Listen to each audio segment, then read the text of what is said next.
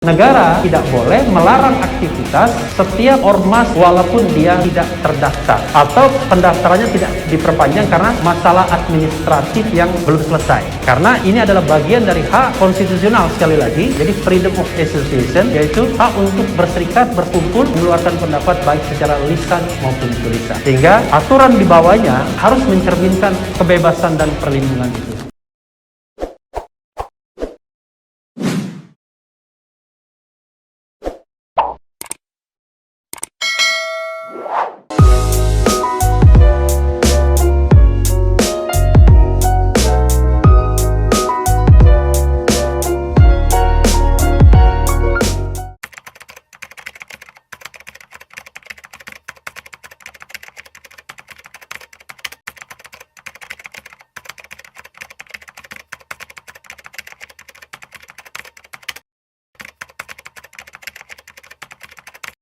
Bismillahirrahmanirrahim. Bismillahirrahmanirrahim. Demi Allah saya bersumpah. Demi Allah saya bersumpah. Sebagai ahli. Sebagai ahli. Akan memberikan pendapat. Akan memberikan pendapat. Sesuai dengan pengetahuan yang saya miliki. Sesuai dengan pengetahuan yang saya miliki. Dengan sebaik-baiknya. Dengan sebaik-baiknya. Ya, silakan duduk. Pak Replik, ahli kami menanyakan tentang penjelasan ahli terhadap pemberlakuan equality before the law. Bisa menjelaskan seperti apa? Ya, terima kasih kuasa hukum yang mulia, majelis hakim, jaksa penuntut umum, terdakwa, dan pengunjung sidang sekalian. Terima kasih. Assalamualaikum warahmatullahi wabarakatuh. Sebelumnya terima kasih atas kesempatan dihadirkan sebagai ahli dalam bidang ini. Pertanyaan tentang equality before the law itu adalah salah satu prinsip di dalam konstitusi kita, bahkan itu sudah dituliskan di dalam Undang-Undang Dasar periode awal sekali yang disahkan oleh PPKI tanggal 18 Agustus 1945. Di situ dikatakan pasal 28 bahwa setiap warga negara bersamaan kedudukannya dalam hukum dan pemerintahan. Jadi equality before the law and participate in government. Prinsip ini adalah prinsip yang tidak diubah, bahkan ditambah ketika konstitusi itu diamandemen atau diubah sebanyak 4 tahap mulai dari tahun 1999 sampai dengan tahun 2002. Ini tidak hanya diberikan kepada warga negara, tapi diberikan kepada orang. Jadi orang itu adalah tidak hanya warga negara, tapi mereka yang juga ada di wilayah teritorial di sini. Sehingga kalau saya ingin katakan, itu adalah prinsip yang constitutional principle, di mana tentu harus dijunjung tinggi dan harus mengejawanta dalam peraturan perundang-undangan di bawahnya. Karena kita tahu dalam teori jenjang peraturan perundang-undangan, Undang-Undang Dasar itu menempati hierarki yang tertinggi. Setelah itu tetap MPR, Undang-Undang, garis miring Perpu, dan peraturan di bawahnya. Sehingga kalau dikatakan setiap orang dan setiap warga negara berhak atas perlakuan hukum yang sama, maka menjadi kewajiban bagi negara untuk mempraktekkan dan melaksanakannya. Jadi setiap hak warga negara, setiap hak manusia atau hak asasi manusia memberikan kewajiban kepada negara untuk menegakkannya. Itu secara prinsipil. Baik, Mas Hukum. Terima kasih ahli. Lanjutan pertanyaan. Dalam hal di masyarakat terjadi semacam diskriminatif. Jadi ada contoh kasus, kemudian dibawa ke pengadilan, ada contoh kasus yang sama tidak dibawa ke pengadilan. Nah, ini menurut ahli siapa yang bertanggung jawab dan bagaimana melaksanakan itu supaya bisa terjadi equality before the law? Terima kasih. Kita tahu bahwa prinsip non-diskriminatif itu juga berkelindan bersama dengan prinsip tidak boleh mempraktikkan hal-hal yang sifatnya diskriminatif tadi. Jadi ada equality dan non-diskriminatif principle. Pertanyaannya adalah, tadi saya sudah katakan, kalau itu tidak diterapkan, siapa sesungguhnya yang berhak menerapkannya? Secara teoritis, yang harus menerapkannya tentunya negara. Tetapi kita tahu bahwa negara tersebut kan ada unsur-unsurnya. Ada unsur government-nya dan ada unsur penduduknya. Tapi dalam konteks ini adalah government-nya. Nah, government itu tentu ada di beberapa cabang kekuasaan. Salah satunya cabang kekuasaan eksekutif. Dan kita tahu dalam hal ini, kalau kita kaitkan dengan equality before the law, sangat terkait dengan proses penegakan hukum yang tidak diskriminatif tadi.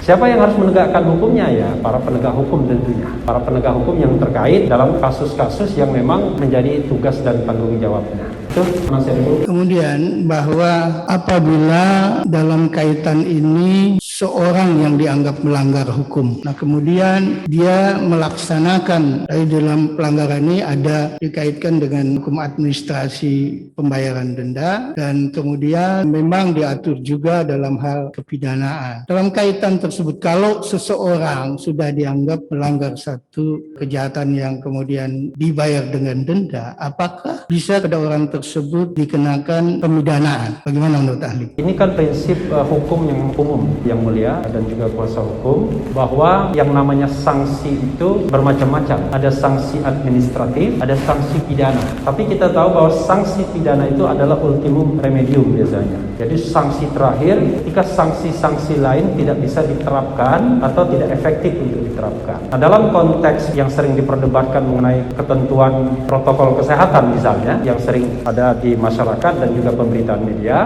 maka saya selalu bersikap mengatakan bahwa core business dari aturan itu adalah hukum administratif sesungguhnya, bukan pidananya. Jadi pidana itu untuk menunjang administratif saja sesungguhnya. Nah, ketika hukuman inti sudah diberikan, ahli berpandangan ya seharusnya tidak perlu lagi diikuti dengan hukuman yang bersifat pidana. Apalagi hukum pidananya kan sebenarnya bukan hukum atas sebuah kejahatan, tapi pelanggaran. Kalau dalam hukum pidana itu ada mala in se, ada mala in prohibita. Mala in se itu adalah kejahatan yang dari sononya memang kejahatan, pembunuhan, penganiayaan, pemerkosaan, itu not justified, pasti kita akan menutupnya. Tapi kalau pelanggaran itu kadang-kadang ditentukan oleh peraturan perundang-undangannya. Karena itu dia bukan kejahatan, dia pelanggaran, dan pelanggaran itu kadang-kadang diberikan sanksi pidana untuk melengkapi sanksi-sanksi yang mungkin bisa diberikan, karena sekali lagi sanksi pidana itu sebagai ultimum remedium, sebagai jalan akhir kalau seandainya jalan-jalan lainnya sulit ditempuh atau barangkali tidak adil kalau seandainya tidak ditempuh jalan akhir tersebut. Itu pendapat saya.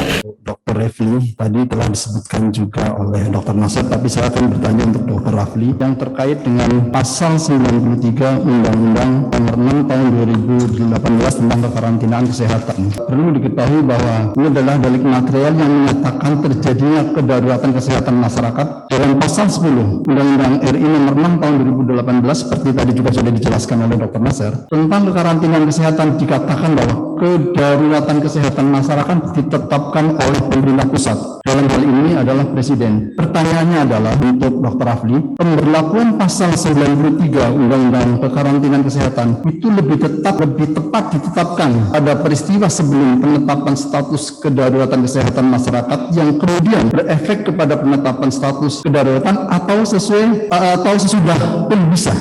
Ahli coba memahami pasal 93 itu. Menurut pengetahuan ahli, salah satunya adalah ahli memiliki mata kuliah misalnya penafsiran undang-undang dan konstitusi. Jadi penting, salah satunya adalah textual interpretation.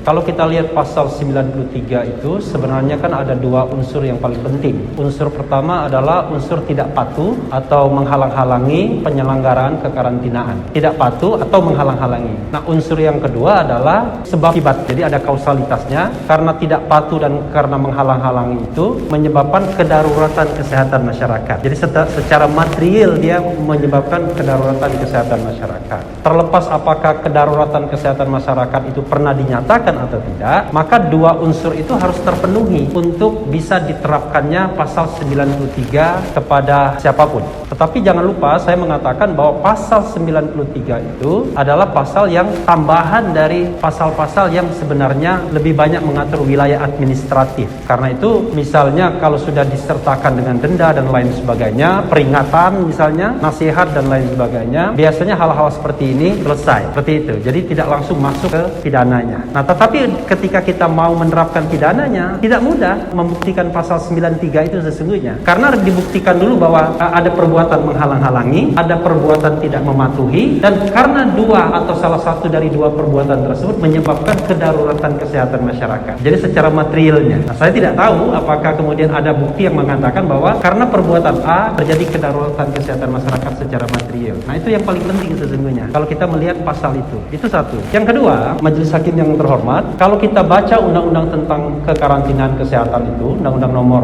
6 Tahun 2018, maka sesungguhnya undang-undang itu pastilah tidak mewadahi apa yang terjadi pada hari ini. Karena kalau kita baca keseluruhan undang-undang itu lebih pada bicara mengenai pandemi yang sifatnya lokalitas. Makanya ada karantina rumah, ada karantina rumah sakit, ada karantina wilayah dan lain sebagainya. Karena yang dibayangkan itu adalah ada sebuah daerah yang kena pandemi, agar dia tidak spreading kemana-mana, maka dilakukan karantina. Orang tidak bisa keluar dan masuk. Dan siapa yang melanggar itu, maka akan ada sanksi, mulai dari sanksi administratif sampai sanksi pidana. Kira-kira begitu. Tapi untuk pandemi sekarang ini, kita ada susah mengatakan perbuatan-perbuatan mana yang kemudian bisa dibolehkan dan tidak dibolehkan. Karena luasannya sudah seluruh Indonesia penyataannya. Karena itu saya mengatakan pastilah pembuat undang-undang nomor 6 tahun 2018 itu tidak membayangkan bahwa pandemi yang terjadi adalah pandemi yang seperti ini. Itu kira-kira Majelis Hakim dan penasihat. Terima kasih ahli. Terus yang kedua untuk Dr. Refli. Dr. Refli kebetulan ahli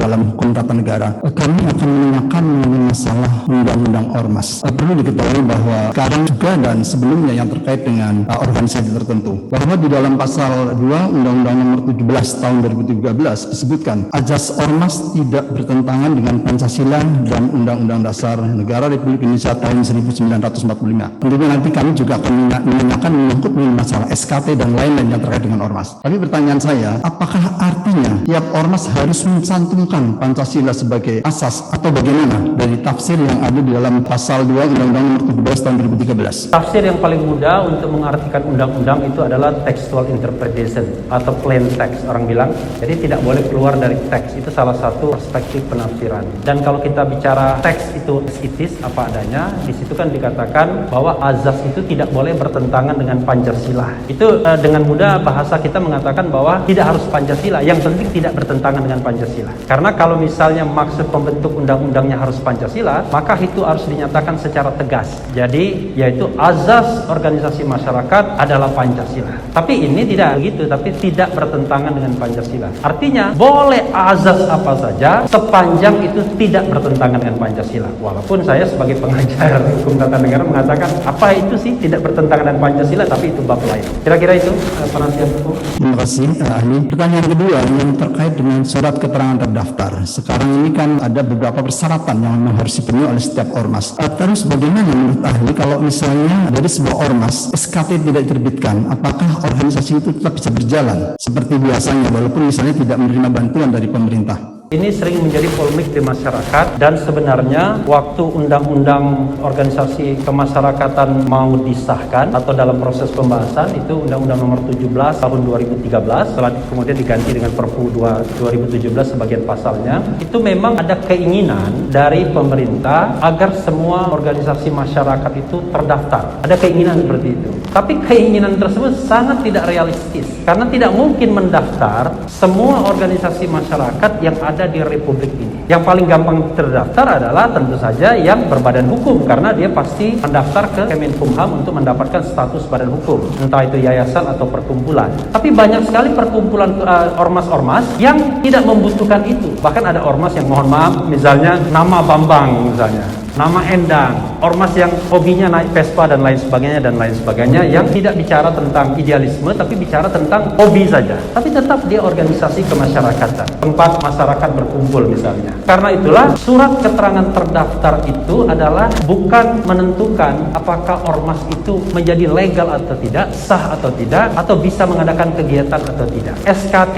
itu dibutuhkan seandainya dalam dua perspektif. Perspektif pertama adalah organisasi tersebut mau dapat keuntungan nggak dari negara. Misalnya dapat program bantuan, pembinaan, kalau ada kegiatan penyuluhan diundang. Perspektif dari negara memiliki administrasi yang baik. Berapa sih ormas yang ada, kegiatannya apa, masih aktif atau enggak, dan lain sebagainya. Karena SKT itu kan ada renewalnya, ada pembaharuannya. Tapi sekali lagi, itu tidak menentukan suatu ormas, suatu organisasi itu tidak boleh melakukan kegiatan kalau dia tidak terdaftar. Saya ini misalnya ketua alumni di SMA, ketua alumni S3 misalnya. Ya saya sepanjang ini saya belum merasa perlu terdaftar. Atau saya juga presiden OU, Aliansi Lintas YouTuber misalnya. Ya belum merasa perlu untuk mendaftar. Karena ketika saya merasa perlu untuk mendaftar, berarti saya ada kepentingan negara yang ingin saya ada kepentingan saya terhadap negara yang ingin saya peroleh, ingin saya dapatkan fasilitas dari negara. Misalnya fasilitas perlindungan dan lain sebagainya. Tetapi negara tidak boleh melarang aktivitas setiap ormas walaupun walaupun dia tidak terdaftar atau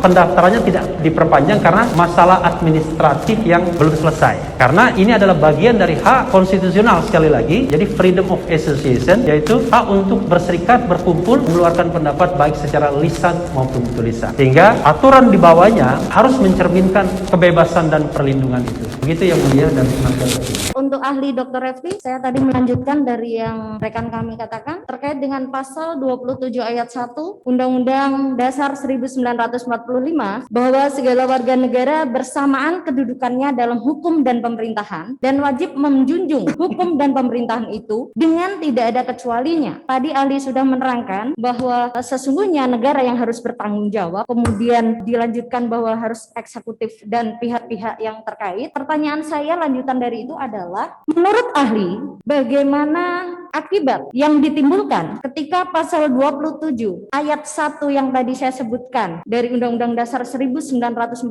itu tidak diterapkan? Silakan. Jawabannya ini mohon maaf kalau mungkin dianggap mendikte hakim jadinya. Sederhana saja, kita bicara tentang proses penegakan hukum, law enforcement. Jadi proses penegakan hukum itu ya tentu didasarkan pada prinsip-prinsip. Salah satunya ya prinsip-prinsip yang tercantum di dalam konstitusi, yaitu prinsip salah satunya adalah prinsip kesamaan kedudukan, prinsip non-diskriminatif dan lain sebagainya. Jadi menurut saya di sidang inilah prinsip-prinsip itu hendak ditegakkan karena tidak ada forum lain yang menegakkan prinsip tersebut yang justified, yang putusannya mengikat. Sebenarnya kalau kita bicara mengenai proses di hulunya, prinsip itu kan sudah harus berjalan kalau kita bicara di hulunya. Tetapi sekarang kita sudah berada di pertengahan hilir. Walaupun kita sudah berada di pertengahan hilir, bukan berarti prinsip tersebut tetap harus diabaikan dan tidak ditegakkan. Tetap bisa ditegakkan kapanpun itu, salah satunya melalui proses persidangan ini. Itu Majelis Hakim dan Penasihat Hukum. Ya, terima kasih ahli. Saya akan lanjutkan. Dalam Undang-Undang Nomor 30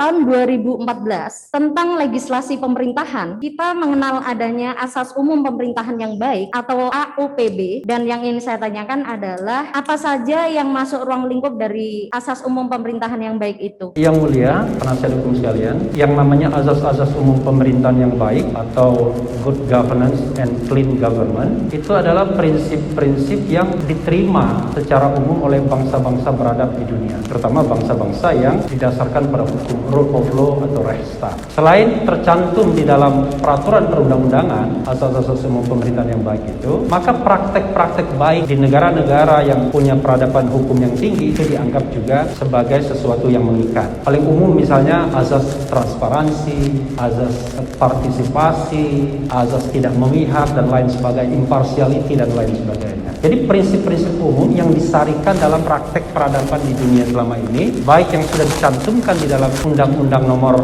tadi ya tentang administrasi pemerintahan maupun praktek-praktek yang ada di dunia ini. Maka misalnya kalau kita men-challenge aturan yang dianggap bertentangan dengan peraturan yang lebih tinggi dalam pengadilan tata usaha negara, kita challenge dengan dua hal. Hal pertama adalah bertentangan dengan undang-undang atau peraturan yang lebih tinggi. Yang kedua adalah bertentangan dengan azas-azas umum pemerintahan yang baik. Nah, bertentangan dengan azas-azas umum pemerintahan yang baik ini, baik tercantum dalam Undang-Undang Administrasi Pemerintahan dan undang-undang lainnya, maupun praktek-praktek bangsa beradab di dunia yang bisa diterima. Kalau dalam hukum internasional namanya jus hogan, prinsip-prinsip seperti itu.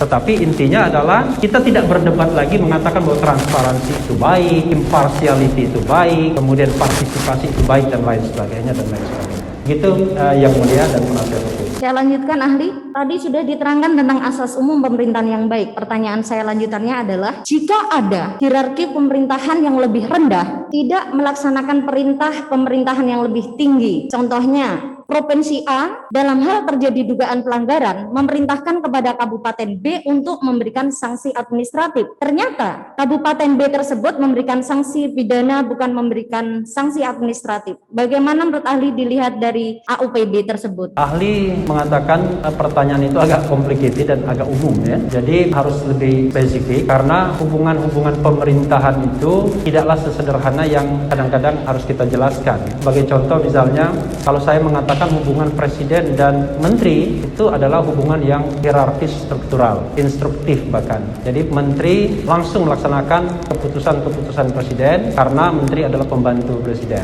Tetapi kalau hubungan antar kepala daerah itu ada unsur lain yang mengaturnya, yaitu otonomi daerah yang juga diakui dengan konstitusi. Jadi ada urusan-urusan yang bisa dikerjakan oleh kepala daerah yang bersangkutan atau daerah yang bersangkutan karena itu adalah bagian dari otonomi daerah, tapi ada urusan-urusan yang tidak boleh dilakukan sendiri karena itu misalnya mutlak urusan pemerintah pusat, misalnya soal pertahanan, soal keamanan, soal moneter, soal agama, soal justisi dan lain sebagainya. Mohon maaf, penasihat hukum memang tanyanya harus jauh lebih spesifik agar ahli tidak salah menerangkan lebih lanjut. Ya, saya akan lanjutkan lebih spesifik. Yang saya maksud adalah jika ada satgas, katakanlah satgas penyakit masyarakat. Satgas ini satgas provinsi. Kepala satgas penyakit masyarakat adalah gubernur. Kemudian dalam satu wilayah kabupaten itu terjadi penyakit masyarakat. Kemudian meminta koordinasi dengan gubernur yang saat itu satgas penyakit masyarakat. Kemudian gubernur memberikan perintah untuk melakukan terhadap kasus tersebut sanksi administratif. Ternyata yang dilakukan satgas penyakit masyarakat di kabupaten itu ternyata sanksi pidana. Menurut ahli bagaimana? Sekali lagi, ini konteksnya adalah satgas. Kalau konteksnya satgas, kita harus lihat hierarki dari organisasi ad hoc itu. Pasti organisasi ad hoc namanya juga satuan tugas. Apakah dia sifatnya struktural instruktif ataukah sekedar koordinasi saja? Kalau dia sifatnya struktural instruktif, ya keputusan satgas nasional atau satgas atas ya harus diikuti oleh bawahannya. Karena kalau tidak ada kekacauan tata administrasi persatgasan. Tapi bayangan saya, Majelis Hakim yang mulia, ini harusnya memang terstruktur. Karena kita tahu bahwa yang namanya darurat kesehatan masyarakat dan darurat bencana nasional, ini adalah sebuah rezim yang memang dikenalkan karena adanya pernyataan dari penguasa, dalam hal ini dari pemerintahan tingkat pusat, dan kemudian diikuti pemerintahan tingkat bawahnya. Maka bayangan saya harusnya setiap gerak langkah Satgas itu ya harus tidak hanya koordinatif, tapi juga sifatnya instruktif juga. Jadi dari atas ke bawah harus sama. Kalau kita bicara tentang efektivitas sebuah Satgas. Karena kalau misalnya bisa jalan sendiri-sendiri, ya ngapain kita buat Satgas? Serahkan saja pada urusan pemerintahan lokal dalam bingkai otonomi daerah. Kira-kira begitu. Saya lanjutkan ahli. Menurut ahli, ketika kita dalam berbangsa dan bernegara, pasti ada tokoh-tokoh nasional. Pertanyaan saya adalah, menurut ahli seberapa besar pengaruh ucapan pimpinan nasional, misalnya Menko apapun dalam sebuah pemerintahan? Menurut ahli, apakah itu cukup berpengaruh atau biasa saja atau lewat atau bagaimana menurut ahli? Kata-kata, ucapan, statement dari mereka yang memegang kekuasaan itu tidak bisa kita bandingkan dengan ucapan, statement dari mereka yang tidak memegang kekuasaan. Kalau saya misalnya mengatakan silahkan datang, mungkin orang lain tidak akan mendengar karena bukan keluar dari mulut orang yang memiliki kekuasaan. Tapi kalau keluar dari orang yang memiliki kekuasaan atau memegang kekuasaan, maka tentu dampaknya bisa lain atau bisa berbeda. Itu penasihat hukum. Ya, saya lanjutkan ahli.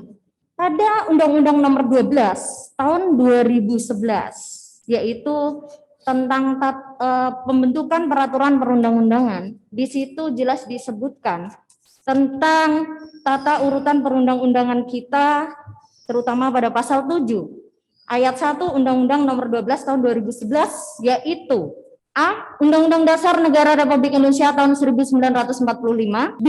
Ketetapan Majelis Permusyawaratan Rakyat. C. Undang-undang atau peraturan pemerintah pengganti undang-undang. D.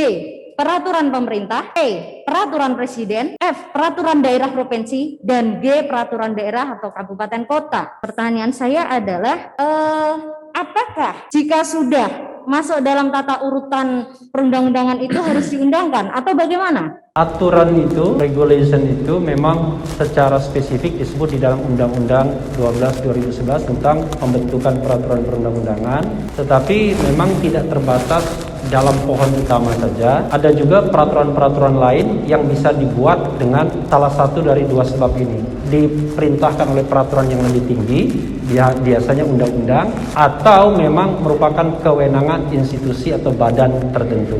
Misalnya Komisi Pemilihan Umum mengeluarkan peraturan Komisi Pemilihan Umum. Itu selain dia memang diperintahkan oleh undang-undang tentang pemilu, juga merupakan kewenangan dia sebagai badan yang dibentuk untuk menyelenggarakan pemilihan umum. Nah, itulah aturan-aturan yang ada di Republik ini, yang tentu saja karena dia bersifat peraturan, dia mengikat umum. Jadi mengikat siapapun yang ada di Republik Indonesia ini. Itu yang mulia. Ya, saya lanjutkan. Lalu di mana kedudukan surat edaran? Apakah masuk dalam peraturan perundang-undangan? Karena kalau tadi mengacu pada pasal 7 ternyata tidak ada di sana. Menurut ahli? Tadi sudah saya katakan pasal 7 itu plus aturan yang tadi, jadi yang memang diperintahkan atau memang kewenangannya. Nah, surat edaran itu sebenarnya ketika kita membuat undang-undang ini mau mendisiplinkan istilah. Kalau dulu kan ada istilahnya kepres, keputusan presiden, tapi isinya rehling, aturan. Maka sekarang dibagi dua. Kalau dia yang sifatnya basing, yaitu penetapan, namanya keputusan. Kalau yang bersifat aturan atau rehling, namanya peraturan. Nah, surat edaran itu sukar kita mengatakannya di antara dua bentuk dari dasar hukum ini. Apakah dia peraturan, apakah dia keputusan? Saya mengatakan dua-duanya tidak. Jadi surat edaran ini sebenarnya kadang-kadang orang menyebutnya kuasi aturan. Namanya kuasi nggak nyata. Tapi walaupun nggak nyata, kadang-kadang orang takut karena biasanya langsung dikeluarkan oleh atasan dan berkenaan dengan karir dan lain sebagainya. Padahal menurut saya harusnya kita harus bisa membedakan mana aturan, mana surat edaran. Surat edaran itu harusnya bersifat internal, harusnya.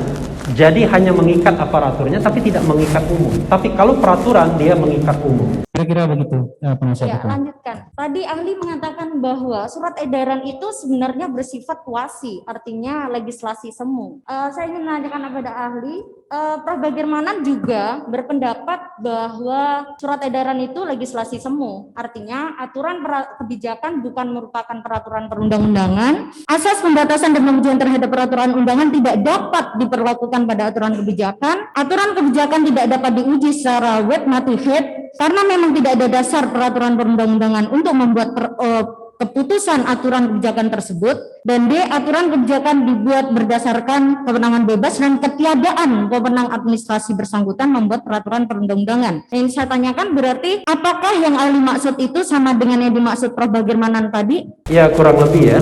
Jadi ada satu kasus pernah dimintakan uji materi terhadap surat edaran, yaitu dulu surat edaran mengenai coblos diingat pada pemilihan presiden 2004, kemudian itu pemilu legislatif 2004, kemudian juga itu pemilu presiden benar 2004 pertama kali, kemudian juga surat edaran mengenai apa pada waktu itu ya. Nah, ketika di judicial review ke Mahkamah Agung, karena memang Mahkamah Agung yang memiliki kewenangan untuk menguji peraturan di bawah undang-undang berdasarkan pasal 24 Undang-Undang Dasar 1945, Mahkamah Agung menolak menguji surat edaran KPU tersebut dengan mengatakan bahwa surat edaran bukanlah peraturan sebagaimana dimaksud dengan pasal 24 itu. Sehingga dia mengatakan tidak bisa diuji. Tetapi yang menjadi masalah adalah surat edaran ini sering menjadi duri dalam daging karena tiba-tiba sering digunakan untuk melakukan tindakan hukum. Termasuk juga misalnya yang sering kita lakukan itu ada, kalau di kepolisian itu ada dua. Ada peraturan Kapolri, ada telegram. Nah, ini kan juga agak hanya memelihara tradisi, padahal harusnya kalau membuat peraturan yang bersifat mengikat umum, buatlah peraturan. Jangan bikin bentuk-bentuk hukum lainnya, maklumat, surat edaran, telegram, apalagi misalnya. Karena bentuk-bentuk aturan seperti itu memang muncul dalam praktek-praktek ketatanegaraan masa lalu. Kita pernah ingat maklumat X wakil presiden tentang pembentukan partai-partai politik misalnya. X itu maksudnya belum ada nomor waktu itu, nggak dikasih nomor. Jadi namanya maklumat. Padahal sekarang kita sudah atur namanya cuma dua saja. Apakah Anda mau bikin keputusan ataukah mau bikin peraturan? Itulah dua produk hukum yang mengikat umum selain vonis pengadilan. Itu yang mulia. Ya, saya lanjutkan ahli. Tadi ahli mengatakan bahwa surat edaran itu harusnya bersifat internal dan tidak mempunyai kekuatan mengikat keluar. Apakah itu karena surat edaran itu bukan sebuah norma sehingga dia tidak dapat memberikan saksi atau diberikan sanksi, atau bagaimana menurut ahli? Iya, karena surat edaran itu bukan peraturan, bukan aturan yang mengikat secara umum. Jadi kalau dia misalnya ditaati dan mau mengikat keluarnya harus melalui peraturan perundang-undangan. Sebagai contoh misalnya, katakanlah surat edaran dari Menteri X, tolong perhatikan undang-undang kekarantinaan kesehatan, misalnya begitu. Nah, maka yang mengikatnya kan undang-undang kekarantinaan kesehatannya itu, bukan surat edarannya. Surat edaran itu harusnya tidak mengikat.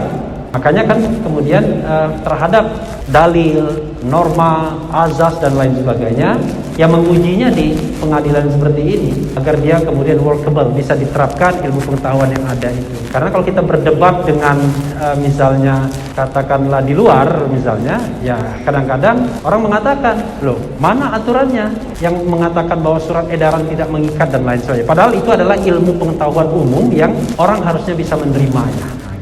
Ya, terima kasih. Mungkin rekan kami akan melanjutkan. Mohon izin melanjutkan yang mulia.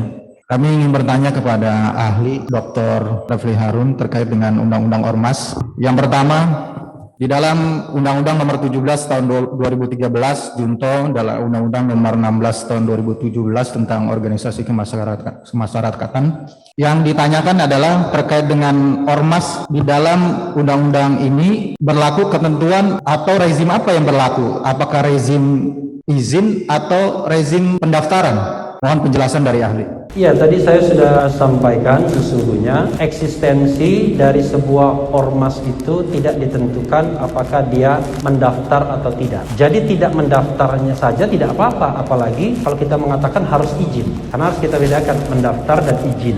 Jadi ada yang kalau izin itu berarti kan blessing dari negara, izin dari negara, maka ormas itu bisa berkegiatan. Padahal konstitusi mengatakan itu adalah hak konstitusional masyarakat. Makanya saya sekarang berkegiatan sebagai presiden aliansi lintas YouTuber misalnya. Yang penting kegiatan tersebut konstitusional, tidak melanggar hukum dan lain sebagainya, dan tidak boleh dilarang sepanjang tidak melanggar hukum. Padahal mendaftar saja saya belum, kira-kira begitu ya.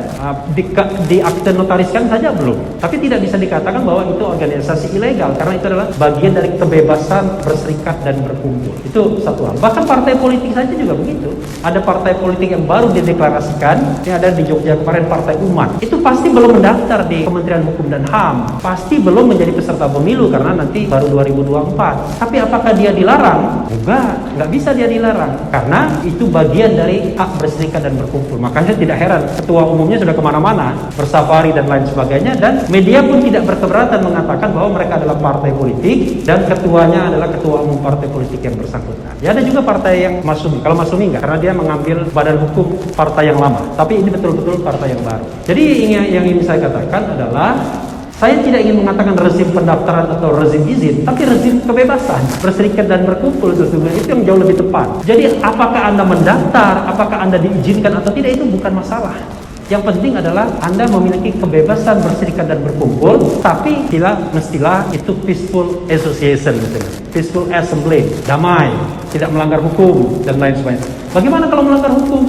Ya lakukan penegakan hukum. Kita lihat masalahnya di organisasinya ataukah masalahnya di individunya. Kira-kira begitu, Yang Mulia. Baik, melanjutkan dari pernyataan terakhir dari ahli yang mengatakan bahwa kita akan lihat apa permasalahan hukumnya ada di individunya atau di organisasinya. Pertanyaannya adalah, dalam perspektif konstitusi terkait dengan pertanggungjawaban pidana, apakah tepat apabila seseorang itu dihukum karena dia berada dalam satu organisasi yang sama, atau kita menyebutnya dengan crime by association? Bagaimana pendapat ahli?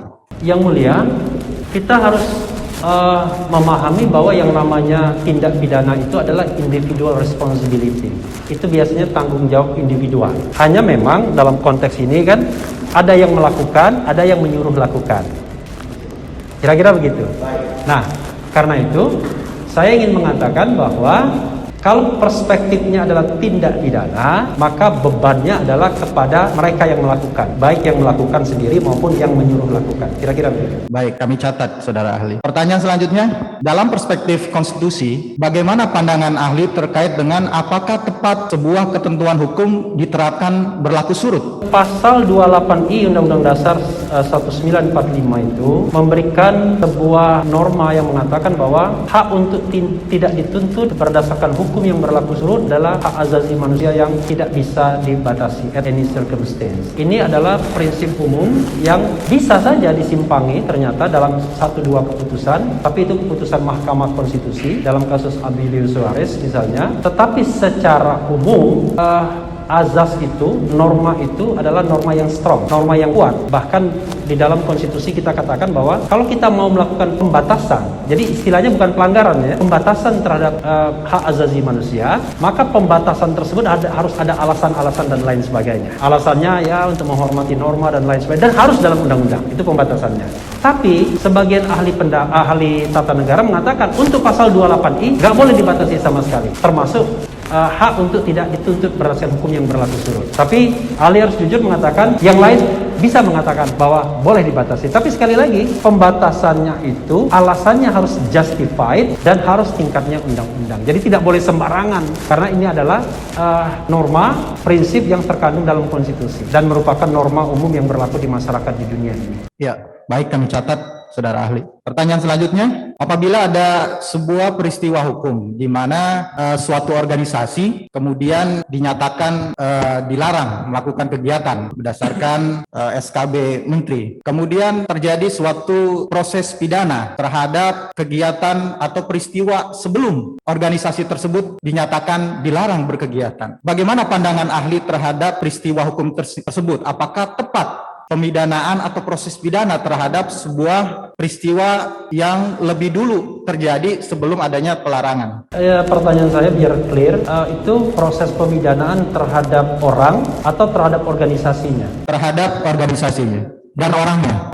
Oke, kita mengetahui bahwa sebelum ada putusan yang berkekuatan hukum yang mengikat, kalau saya sih mengatakan seharusnya tidak boleh melarang sebuah asosiasi atau ormas tanpa due process of law. Tapi unfortunately, Undang-Undang Perpu Ormas sekarang menjadi Undang-Undang Nomor 16 Tahun 2017 memberikan celah itu. Nah, ini yang sebenarnya yang patut saya sesali juga sebagai ahli hukum ya. Dan sebenarnya hakim bisa mengabaikan itu. Jadi mengabaikan hukum-hukum yang tidak adil, mengabaikan hukum-hukum yang menyalahi prinsip konstitusi itu dalam praktek boleh saja. Sama seperti misalnya Mahkamah Konstitusi pernah mengabaikan aturan bahwa ada pembatasan judicial review misalnya. Karena hakim kan tidak semata-mata menjadi corong undang-undang, tapi dia memutus berdasarkan hukum dan keadilan. Jadi saya mengatakan bahwa prinsip-prinsip seperti itu harus dihormati.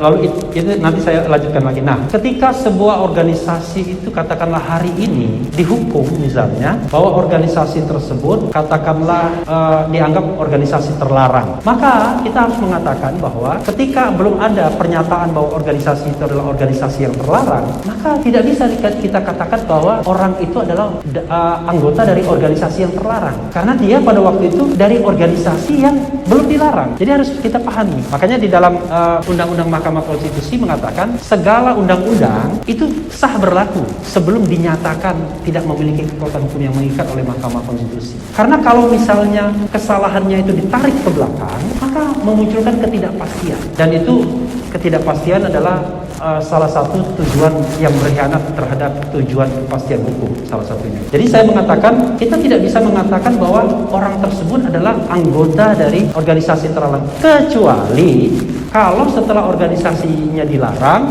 secara underground ya, secara diam-diam tetap menjalankan aktivitasnya dengan organisasi itu. Nah, maka kita bisa mengatakan dia organisasi yang dilarang dan anggotanya adalah anggota organisasi yang dilarang secara de facto. Oke, itu satu. Yang kedua adalah bagaimana kalau ada tindak pidana? Sekali lagi, tindak pidana itu ada tindak pidana yang dilakukan secara individu dan ada tindak pidana yang dilakukan oleh organisasi. Makanya korporasi itu bisa menjadi terdakwa juga. Jadi kalau misalnya di masa lalu ada tindak pidana dan tindak pidana itu diproses, ya kita harus melihatnya sebagai individual responsibility, kecuali bisa dibuktikan bahwa itu adalah tindak pidana yang dilakukan organisasinya. Nah, pertanyaannya adalah, untuk apa lagi menghukum sebuah organisasi yang sudah dibubarkan? Karena dia sudah tidak punya lagi yang namanya entitas hukum. Kan untuk didakwa dia harus punya entitas hukum. Apakah dia orang atau badan hukum? Person. Karena itu tidak boleh menghukum lagi sebuah organisasi yang sudah dinyatakan bubar kalau kita ingin mendakwa organisasinya. Maka yang ada adalah orang-orang dalam organisasi tersebut, tetapi sekali lagi harus dikaitkan dengan individual responsibility yang bisa saja tidak ada kaitannya dengan organisasi tersebut. Misalnya saya presiden All You misalnya, saya melakukan korupsi di jabatan saya, tapi nggak ada kaitannya dengan jabatan, mudah-mudahan tidak. Itu contoh saja ya. Tapi tidak ada kaitannya dengan All You, ya saya tetap tiba-tiba All You-nya dibubarkan dan lain sebagainya, ya saya tetap ada responsibility, tapi karena saya melakukan tindak pidana yang secara individual. Jadi itu prinsip umumnya, tapi mohon maaf, ahli sebenarnya tidak terlalu menangkap persisnya karena ini agak umum ya. Jadi, tapi prinsip umumnya seperti itu. Baik, kami lanjutkan, saudara ahli. Tadi kami mengutip juga bahwa seharusnya pernyataan ahli seharusnya bahwa pelarangan itu juga melalui due process of law. Gitu ya ahli, kalau tidak salah. Terkait dengan hal tersebut, maka pertanyaan kami selanjutnya adalah, dalam perspektif ahli sebagai ahli konstitusi, apakah tepat proses pembubaran sebuah organisasi masyarakat atau pencabutan izin atau apa disebutnya dengan pelarangan itu, apakah tetap tepat kalau tidak dilakukan melalui proses pengadilan? Ataukah itu memang harus melalui proses pengadilan? Jadi ahli tadi ahli katakan bahwa termasuk orang yang sangat mempersoalkan Perpu Ormas itu, Perpu 2 2017 yang menjadi Undang-Undang 16 2017. Bisa dicek itu, ahli termasuk yang sangat mempermasalahkannya, bahkan menulis, berkomentar dan lain sebagainya. Karena kita ini adalah negara yang berdasarkan atas hukum atau constitutional demokrasi, negara demokrasi yang berdasarkan atas hukum. Harusnya tindakan-tindakan, apalagi tindakan tersebut merupakan hukuman ya, yang kuat, yang berat terhadap kebebasan yang diberikan oleh konstitusi misalnya, maka tidak boleh sembarangan, harusnya harus melalui due process of law. Hanya memang masalahnya adalah ahli sendiri juga bingung kalau kita misalnya menerapkan suatu kasus. Ini yang menyebabkan organisasi ini tidak boleh itu, atau karena dia tidak dapat memperpanjang pendaftaran, atau karena SKB. Karena pernyataan dari penguasa negeri ini kan beda-beda. Ada yang mengatakan bahwa ya dengan sendirinya otomatis ya kan, secara de jure katanya bahwa organisasi ini sudah ilegal. Kok bisa begitu? Lalu ada juga SKB yang menjadi dasar. Jadi dari hal ini saja ahli mengatakan, apalagi prosesnya ahli tahu betul, prosesnya juga tidak sesuai dengan undang-undang yang dibuat sendiri, walaupun ahli sendiri mengatakan undang-undang itu juga melanggar konstitusi dan harusnya menjadi pertimbangan hakim ketika menerapkannya dalam kasus konkret. Karena begini, hakim dalam kasus konkret boleh menafsirkan undang-undang, tapi dalam kasus yang abstrak juga boleh. Tapi dalam kasus yang abstrak adalah kewenangan Mahkamah Konstitusi. Dalam kasus konkret, dalam kasus per kasus. Nah, itulah maknanya memutus berdasarkan hukum dan keadilan. Kira-kira begitu, Yang Mulia. Baik, terima kasih, Dr. Refli.